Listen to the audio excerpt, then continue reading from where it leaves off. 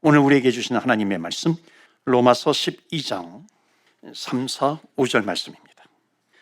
내게 주신 은혜로 말미암아 너희 각 사람에게 말하노니 마땅히 생각할 그 이상의 생각을 품지 말고 오직 하나님께서 각 사람에게 나누어 주신 믿음의 분량대로 지혜롭게 생각하라. 우리가 한 몸에 많은 지체를 가졌으나 모든 지체가 같은 기능을 가진 것이 아니니. 5절 말씀 함께 합독합니다. 이와 같이 우리 많은 사람이 그리스도 안에서 한 몸이 되어 서로 지체가 되었느니라. 아멘. 하나님의 말씀입니다. 오늘도 하나님의 말씀에 은혜 받으시고 또 새 힘을 얻으시고 또 한 주간 승리하시기를 주의 이름으로 축복합니다. 아멘. 여러분 스스로를 돌아보시면서 한번 생각해 보시겠어요? 내 성품은 어떤 성품인가? 한번 돌아보세요. 나는 좋은 성품을 가지고 있는가? 아니면 모난 성품을 가지고 있는가? 한번 손들게 해볼까요? 전자인지 후자인지 1번, 2번 선택을 해서 한번 손들게 해볼까요? 나는 쿨한 성품을 가지고 있는지 아니면 뒤끝이 있는 성품을 가지고 있는가? 나는 아주 아싸한 성품을 가지고 있는가? 뒤끝 장렬이라고 그러죠. 뒤끝 장렬하는 그런 성품을 가지고 있는가? 제가 손들게 하지는 않을 테니까요. 한번 스스로 한번 돌아보시면 좋을 것 같습니다. 오늘 설교 말씀에서 성품이 참 중요하게 등장을 합니다. 한번 돌아보면서 말씀을 들으면 좋을 것 같습니다. 자, 로마서 12장 말씀이 이제 지난주에는 어버이 주일 설교 말씀을 전했고요. 첫 번째로 로마서 12장 1절, 2절 말씀을 가지고 지난주에 나누었습니다. 하나님이 원하시는 삶. 오늘은 두 번째 시간입니다. 그러면 12장을 피시면, 로마서 12장을 피시면, 로마서 12장이 바울 서신이 다 그렇게 구조로, 그런 똑같은 구조로 되어 있는데, 앞에 부분은 뭐냐면은 구원의 논리입니다. 우리가 어떻게 구원을 받는 것인가? 구원이란 무엇인가? 의롭게 된다라고 하는 것은 무엇인가? 은혜로 구원받은 우리들인데, 그 구원받으면 내 안에 성령님이 계신다라고 하는 거예요. 이런 것을 논리적으로 구원의 원리를 쭉 설명을 합니다. 그리고서 12장에 들어오는 겁니다. 12장에 들어오면서는 아주 강력하게 우리의 삶에 대해서 강조하는 그런 말씀을 전하고 있습니다. 그런데 앞에 1장부터 11장을 모르고 12장을 바로 펴서 읽으면요, 무슨 윤리적인 설교 같아요. 물론 윤리적인 설교가 나쁘다라고 하는 것은 아니에요. 그런데 윤리를 지키는 데 있어서 내 힘으로 그것을 지키기에는 너무나도 어렵다라고 하는 겁니다. 어려운 정도가 아니라 안 된다는 거예요. 왜냐하면 내 안에 죄성이 있기 때문에 그런 거죠. 그래서 12장에 하나님께서 원하시는 삶에 대해서 강력하게 선포하면서 말씀을 전하는데 앞에 부분하고 반드시 연결을 시켜야 합니다. 앞에 부분이 뭐라고요? 하나님의 은혜로 구원받은 우리들이에요. 또 하나님의 은혜로 구원받은 우리들은 내 안에 내주하시는 홀리 스피릿, 성령님이 계시다라고 하는 겁니다. 그렇기 때문에 하나님의 은혜로 나는 안 되지만 성령님의 임재가 있기 때문에 성령의 능력으로 나는 하나님이 원하시는 삶을 살아갈 수 있다라고 하는 겁니다. 이게 로마서예요. 그래서 12장부터는 마지막 부분까지 하나님이 원하시는 삶에 대해서 말씀을 나누고 있습니다. 그래서 저는 로마서 강의 설교하면서 12장까지만 하려고 합니다. 그래서 12장까지 하면 뒤에 부분 거의 다 연결이 됩니다. 중요한 것은 뭐냐면 하나님의 은혜와 성령입니다. 오늘은 또 성령 강림절이에요. 우리 기독교에서 꼭 지켜야 될 절기가 성탄절이 있고 부활절이 있습니다. 또 하나가 뭐냐면 성령 강림절입니다. 성령 강림절은 마가의 다락방에서 성령이 강하게 예수님의 제자와 성도들에게 임하는 그런 사건이 있습니다. 다른 말로 하면 오순절이에요. 그래서 오순절 마가의 다락방이라고도 이야기를 하죠. 그 오순절 마가의 다락방에 성령이 강림하는 겁니다. 오순이라고 하는 것은 뭐냐면 50일이거든요. 그러니까 언제부터 50일이냐면 구약적인 표현으로 말하면은 6월절 그리고 무교절 다음 날부터 50일입니다. 원래 지금 유대인 커뮤니티에서도 6월절 그러면요, 패스오버 6월절 그러면은 부활절하고 겹치잖아요. 원래 6월절은 하루예요.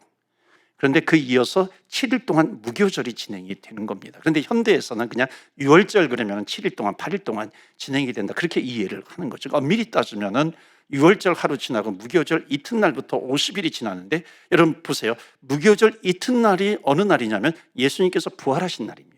6월절에 제물이 되어서, 어린 양의 제물이 되어서 십자가에 못 박히시죠. 그리고 무교절 이튿날 부활하십니다. 그러니까 그 부활절부터 50일이 지난 그때가 오순절이에요. 그 오순절은 성령께서 강하게 임재하는 날입니다. 이거는 다른 말로 하면 또 교회의 출발이기도 합니다. 그러니까 교회의 출발이 예수님께서 명령하시는 겁니다. 너희가 성령이 임할 때까지 예루살렘을 떠나지 말라. 그러니까 성령이 임하니까 너희가 권능을 받고 능력을 받고 예루살렘과 온유대와 사마리아와 땅끝까지 이르러 내 증인이 되라. 이것이 교회의 출발입니다. 그렇기 때문에 교회의 비전 하나님의 뜻하고 떨어질 수가 없잖아요. 그러니까 교회의 출발은 뭐냐면은 하나님의 은혜로 구원받은 하나님의 백성들이 성령의 충만함을 힘입어서 복음을 전하는 겁니다. 그러니까 성령이 강림하게 되면 크게 두 가지 현상이 나타나게 됩니다. 하나는 교회적으로 어떤 일이 일어나는 것인가, 또 하나는 내 개인의 신앙생활에서 어떤 일이 이루어지는가라고 하는 겁니다. 교회적으로는 뭐예요? 성령 강림절이 교회의 출발입니다. 그러니까 성령이 임하기 때문에, 성령이 임하니까 제자리에 앉아 있을 수가 없는 겁니다. 성령이 임하니까는 복음을 들고 나아가는 거예요. 복음을 들고 땅끝까지 나아갈 수밖에 없는 것이죠. 왜냐하면 성령 자체가 목적이 아니라, 성령 충만의 목적이 아니라 성령으로 충만해지는 것은 목적이 뭐냐면 복음이거든요. 복음을 들고 나아가는 겁니다. 그래서 교회의 존재 목적이에요. 교회의 존재 목적은 성령과 떨어질래야 떨어질 수가 없고, 성령으로 충만하면 충만할수록 복음을 전하는 겁니다. 주변에 예수 믿지 않는 사람들에게 복음을 전하는 역사가 나타나는 것이고, 이것이 교회의 너무나도 중요한 존재의 목적이라고 하는 겁니다. 그러니까 교회가 크든지 작든지요, 이 교회는 크기 때문에 전도할 필요가 없어, 이건 전혀 교회론을 모르는 것이죠. 교회는 어떤 것이냐면 크든 작든 하나님의 은혜로 구원받았어요. 성령이 내주하세요. 성령이 충만하면 충만할수록 주의 복음을 이웃에 뿐만 아니라 땅끝까지 나아가 전하는 것이 교회의 너무나도 중요한 존재 목적입니다. 이것은 주님 오시는 날까지 계속해서 진행되어야 하는 것이죠. 여러분, 우리 교회가 하나님의 은혜로 또 성령으로 충만해서 복음을 전하는 것에 게으르지 않는 그런 교회가 되기를 주의 이름으로 축원합니다. 아멘. 교회는 또 성도라고 그러잖아요. 개인적으로 성도에게는 어떤 일이 일어나게 되냐면, 내가 은혜로 구원받았어요. 성령님이 내 안에 계세요. 그러면은 성령님이 내 안에 계시면 계실수록, 그러니까 다시 말로 하면 성령으로 충만하면 충만할수록 하나님의 능력이 임하는 것인데, 그 하나님의 능력, 성령의 능력은 무엇을 위해서인가? 내 개인적으로 신앙의 삶을 살아갈 때 죄에 넘어질 때가 있어요. 그러니까 죄를 이기지 못하는 겁니다. 그러니까 내 힘으로는 죄를 이기지 못해요.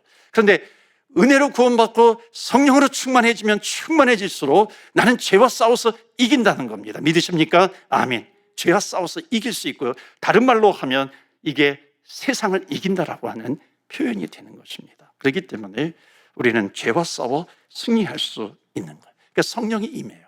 주의 은혜가 있어요. 이것을 우리는 신앙생활에 적용할 수 있는 겁니다. 그래서 12장에 넘어오면 이제 강력하게 메시지가 뭐냐면, 우리 하나님의 기뻐하시는 삶이 무엇이냐면 세 가지로 나누어집니다. 12장 전체가. 첫 번째로는 뭐냐면 하나님과 구원받은 백성과 하나님과의 관계예요.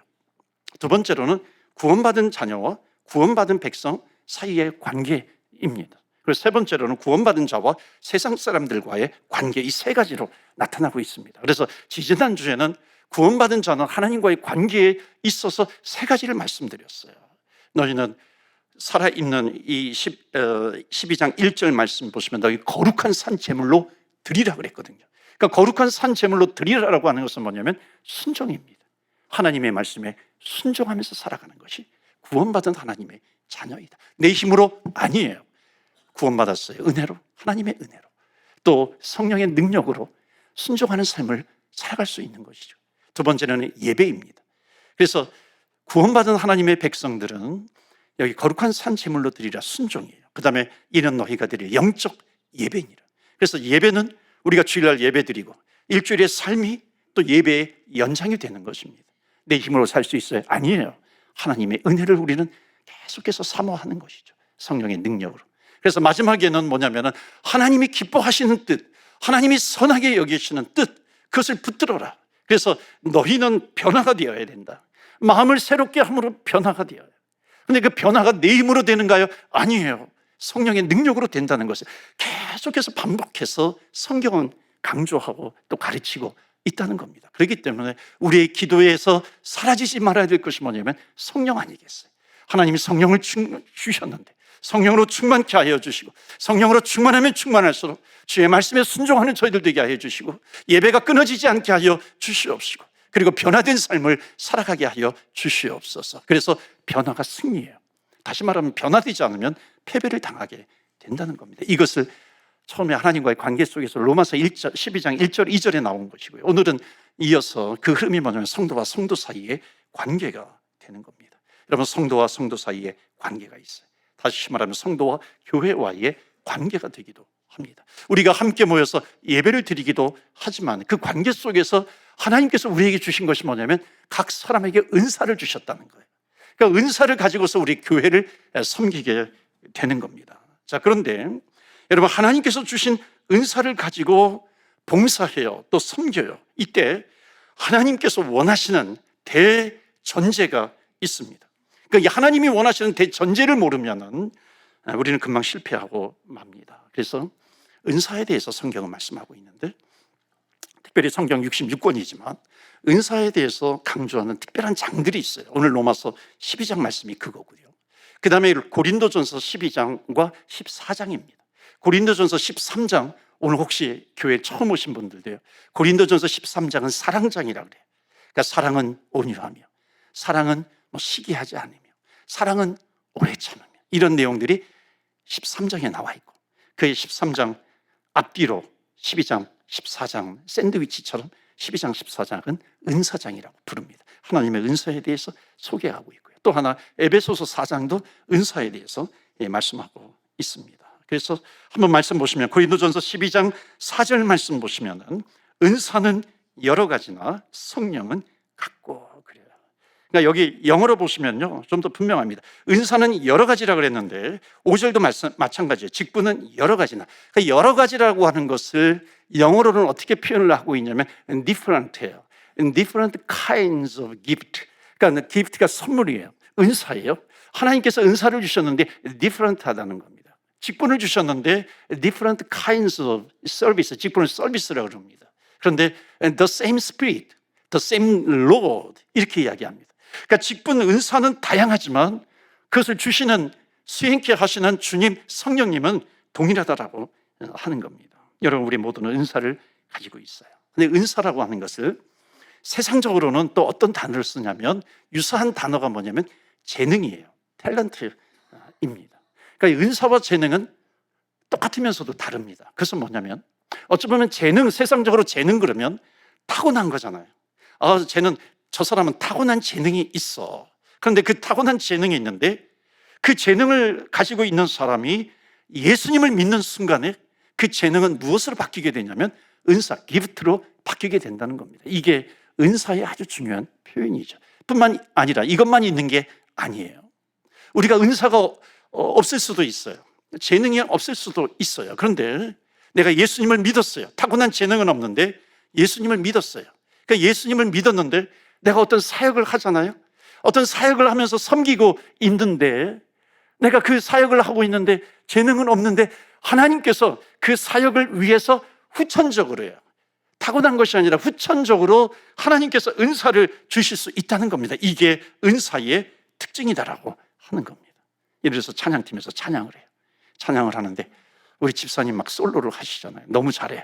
제가 알기로는 은사가 없었던 분이었는데 보니까 찬양을 하는데 하나님께서 은사를 주셔서 그 하나님께서 주신 은사를 가지고 너무너무 찬양을 잘하는 겁니다. 어찌 보면 이거는 후천적이에요. 선천적으로는 내가 태어나지 않았지만 주님의 일을 섬기는데 하나님께서 베풀어 주시는 은사가 있어요. 자, 그렇다면 우리가 또 돌아봐야 될 것이 있습니다. 하나님께서 왜 이 은사를 주시는가라고 하는 겁니다. 한번 고린도전서로 가보실까요? 12장 6절입니다. 12장 6절에 보면 또 사역은 여러 가지나 모든 것을 모든 사람 가운데서 이루시는 하나님은 같으니. 자, 7절 말씀 우리 다 같이 읽겠습니다. 시작. 각 사람에게 성령을 나타내심은, 여기 하나님께서 은사를 주신 목적이 있어요. 그것은 뭐냐면은 유익하게 하려 함이니라. 교회를 유익하게 한다는 것이죠. 그러니까는 은사를 위해서 정말 잊어버리면 안 되는 것이 뭐냐면 하나님께서 은사를 주신 이 목적, 이 대전제를 잊으면 안 된다라고 하는 겁니다. 에베소서 4장 보실까요? 에베소서 4장 11절 12절에 보시면 그가 어떤 사람은 사도로, 어떤 사람은 선지자로, 어떤 사람은 복음 전하는 자로, 어떤 사람은 목사와 교사로 삼으셨으니. 이 12절 우리 다 같이 읽어요. 시작. 이는 성도로 온전하게 하여 봉사의 일을 하게 하며 그리스도의 몸을 세우려 하심이라. 아멘. 여기 뭐라고 되어 있습니까? 그 교회의 몸, 그러니까 그리스도의 몸인 교회를 세우는 겁니다. 영어로 말하면 빌드업한다 그러잖아요. 그러니까 은사를 주신 목적이 뭐냐면 build up the church, 그러니까 교회를 세우는 거예요. 세워가는 겁니다. 이것이 너무나도 중요하다라고 하는 겁니다. 여기에 맞춰져 있어야 하는 거죠. 보네파가 히틀러 시대 때 그 교회들이 막 넘어지니까 그 히틀러에게는 다 복종을 하니까 그때 외쳤던 것이 뭐냐면 교회여, 교회가 교회되게 해라. 교회여, 교회로 남아있으라 그러죠. 성공의 사제였던 대천덕 성공의 사제가 이민교회 목회자들에게 목사님들이요, 소셜 클럽을 철치로 만들어주세요. 소셜 클럽을 철치로 빌드업 해주세요 라고 하는 겁니다. 교회의 덕을 세우라는 거죠. 사랑하는 성도 여러분, 저와 여러분, 우리 교회의 덕을 세우는데 쓰임 받으시기를 주의 이름으로 축원합니다. 아멘. 여하튼 교회 덕을 세워야 한다는 거죠. 자, 그런데 한번 좀 더 깊이 들어갑니다. 이 덕을 세우는 데 있어서 가장 중요한 것이 무엇인가라고 하는 겁니다. 그것을 이제 로마서 12장에서 그것을 풀어주고 있습니다. 3절 말씀 다시 한번 보실까요? 내게 주신 은혜로 말미암아 너희 각 사람에게 말하노니 마땅히 생각할 그 이상의 생각을 품지 말고 오직 하나님께서 각 사람에게 나누어 주신 믿음의 분량대로 지혜롭게 생각하라. 여기 3절에 아주 중요한 얘기를 하고 있습니다. 우리가 교회의 덕을 세우는 그런 삶, 하나님께서 원하시는 그런 삶을 살아가려면 한 가지 중요한 대전제가 있는데 그것이 뭐냐면 아까도 말씀드렸지만 성품이에요. 성품이 참 중요합니다. 그런데 어떤 성품이냐면 거기 3절에 나와 있는 게 뭐예요? 마땅히 생각할 그 이상의 생각을 품지 말아라. 그럼 마땅히 생각할 그 이상의 생각을 품지 말아라. 어찌 보면 참 어려운 그 문장이기도 해요. 그런데 이것을 한 단어로 얘기하면 어떤 태도를 가져라? 겸손하라 하는 거예요.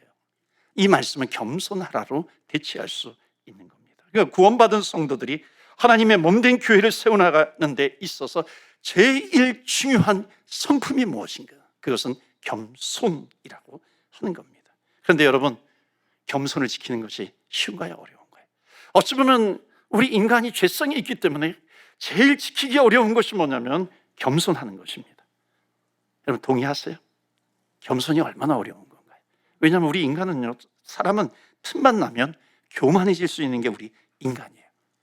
여러분 학급에 뭐 한 30명이 학생들이 있다고 한다면 28등이요 30등 아이에게 교만해질 수 있는 겁니다. 이게 인간의 속성이에요. 끊임없이 교만이 밀려옵니다. 한번 따라서 해보세요. 좀 크게 따라해 보시죠. 이민 먼저 왔다고 폼 좀 잡지 말자. 여러분 이민 먼저 왔다고 폼 잡지 마세요. 여러분 길 많이 한다고 해가지고 교만해지시면 안 돼요. 여러분 우리 인간에게는 그 죄성이 있어요. 그 죄성이 무엇으로 나타나요? 교만이에요. 그러니까 언제 교만해질지 모르는 그 인간의 죄성이 있다는 겁니다. 그러니까 여러분과 저 안에 언제 교만이 튀어나올지 몰라요. 그러니까 교만이 튀어나오면요 굉장히 위험합니다. 정말 위험한 거예요. 여러분 성경에서 최초의 살인극이 어디에서 이루어졌어요? 지금으로 말하면 교회입니다. 그러니까 예배를 드리다가 그런 거죠. 여러분 무슨 뭐 사업 경쟁을 하다가 뭐 하다가 살인 사건이 최초로 일어나지 않아요? 성경에 보면 하나님께 예배를 드립니다. 그러니까 하나님께 예배를 드리는데 내 재산, 내 재물은 받지 않았어요. 그러니까 거기에서 시기심이 발동하는 거예요. 종교적인 열등감이 발생하니까 종교적인 열등감이 있는 형 가인이 동생 아벨을 죽이게 되는 겁니다. 여러분 우리가 주의 일을 하다가도 마찬가지 아니겠어요? 신앙을 놓쳐요. 내가 은혜 받았어요. 구원받은 은혜의 백성이라고 하는 것, 내 안에 성령님이 계시는데 그것을 놓쳐버리게 되면은요 여러분 정말 잘하는 사람, 교회 안에서도 정말 열심히 봉사하는 사람, 그런 사람들을 보면은요, 그런 것이 없으면 시기심이 발동할 수 있거든요. 종교적인 열등감이 발생할 수 있어요. 그러면은 내 마음으로 살인할 수 있다는 겁니다. 그러니까 교만이 시작이 되면 굉장히 위험한 겁니다. 그래서 성경은 교만은 패망의 선봉이다. 패망의 선봉이다. 겸손은 길잡이다. 존귀함의 앞잡이다. 이렇게 이야기하고 있습니다. 그러니까 교만은 언제 잉태될지 모르지만 잉태가 되면 그 결과는 예측하기가 어렵습니다. 더 특별한 것은, 더 안타까운 것은 뭐냐면 이 세상은요 특별한 것을 원합니다. 특별한 사람을 요구하고 있어요. 그러니까 특별하다라고 하는 것은 뭐냐면 좀 특출나기를 원해요. 그러니까 특출나기를 원하면, 특출나면 나타나는 현상이 뭐냐면 하여튼 무엇을 통해서 그 이름이 나타나잖아요. 그러니까는 자녀를 키울 때도 특출나기를 원해요. 그건 뭐냐면 이름이 나오기를 원하는 겁니다. 특별한 애를 만들려고 하는 거죠. 그런데 성경은 절대로 특별한 것을 요구하지 않습니다. 특별한 것을 요구하기 전에 성경께서 먼저 반드시 요구하는 것이 있습니다. 그것은 뭐냐면 온전해지기를 원하는 거예요. 너가 온전해지고 있는가? 하나님 앞에서 너가 온전해지고 있는가? 온전을 요구하시는 하나님 아버지입니다. 여러분, 특별한 것으로 평가하지 않아요. 온전한 것으로 하나님은 우리를 평가하신다는 겁니다. 그런데 하나님께 그 온전함으로 나아가기 위한 첫 관문이 뭐냐면 바로 겸손함이라고 하는 겁니다. 그런데도 불구하고 겸손이 너무 어려워요. 여러분, 겸손은 우리가 어찌 보면 주님 오실 때까지 계속해서 싸워야 될 것이 뭐냐면 교만이에요. 교만과 싸우는 겁니다. 그러니까 죽는 날까지 우리는 싸워야 하는 겁니다. 자, 그럼 마지막으로 오늘 성경의 바울은 겸손할 수 있는 비밀을 이야기합니다. 3절 말씀 다시 한번 보여주시면 좋겠는데요. 자, 겸손을 유지하면서 어떻게 우리가 덕을 세울 수 있는 것인가, 그 실마리를 보여주고 있어요. 중간에 보면은 마땅히 생각할 그 이상의 생각을 품지 말아라. 이걸 다른 말로 하면 겸손이라고 하는 거예요. 그런데 이 겸손을 풀어주는 그 실마리가 앞에 나와 있습니다. 그 앞에 말씀이 뭐냐면 내게 주신 은혜로 말미암아. 내게 주신 은혜로 말미암아. By the grace, 은혜, given me. 나에게 주셨다는 거예요. 나에게 주신, 이미 주신 그 은혜로 말미암아 우리는 겸손해질 수 있다는 것입니다. 그 은혜가 있어요. 그 은혜를 잊어버리면 안 되는 것이죠. 겸손해질 수 있는 비밀이 있어요. 그것은 뭐냐면은 by the grace, in grace, 그 하나님의 은혜 아래 있어야 한다는 겁니다. 그래서 여러분, 정말 우리가 잘 알고 있는 찬양이 있잖아요. Amazing grace, how sweet the sound. 나 같은 죄인 살리신 그 은혜 놀라워. 하나님의 은혜를 생각하면요, 내가 있는 상태만으로도 감사할 수 있는 거예요. 그러니까 하나님의 은혜가 아니면 내가 지금 이 자리에 설 수 없다는 것이죠. 그러니까 나의 나 된 것은, 내가 지금 이 자리에 있는 것은 하나님의 은혜야. 하나님의 은혜가 아니면 내가 이 자리에 설 수 없다라고 하는 것을 성경은 너가 알고 있느냐? 우리에게 말씀하고 있습니다. 여러분, 찬양팀에서요, 어떤 사람이 노래를 잘하는 그런 은사가 있어요. 은사가 있는데요, 그 사람을 향해서 이럴 수 있어요.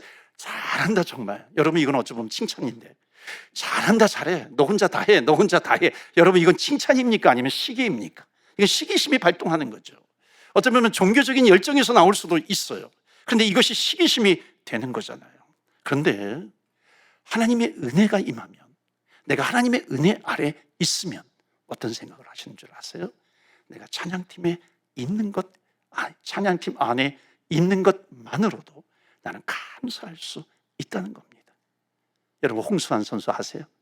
나이 드신 분들 홍수환 선수 아실 거예요. 얼라들은 잘 몰라요. 어린애들은 잘 모를 겁니다. 저는 아직도 기억나는 게, 그 어렸을 때 흑백 TV 앞에서 아마도 온 국민들이 다 보았을 거예요. 그 남아프리카 공화국 더반에서 세계 챔피언이 되잖아요. 세계 챔피언이 되는데, 근데 챔피언이 된 다음에 인터뷰한 내용이 있어요. 아직까지도 저는 잊지 못하겠어요. 아마 계속해서 잊지 못할 거예요. 그 인터뷰 내용이 뭐예요? 엄마, 나 챔피언 먹었어. 엄마, 나 챔피언 먹었어. 그러는 거 아니겠어요? 여러분, 운동선수가 탑에 올라갈 때 항상 고백하는 것이 뭐냐면 엄마입니다. 엄마를 많이 부르게 돼요. 엄마를 못 잊어요. 왜냐하면 그 엄마가 없이는 내가 없는 것이죠. 은혜가 무엇인가요?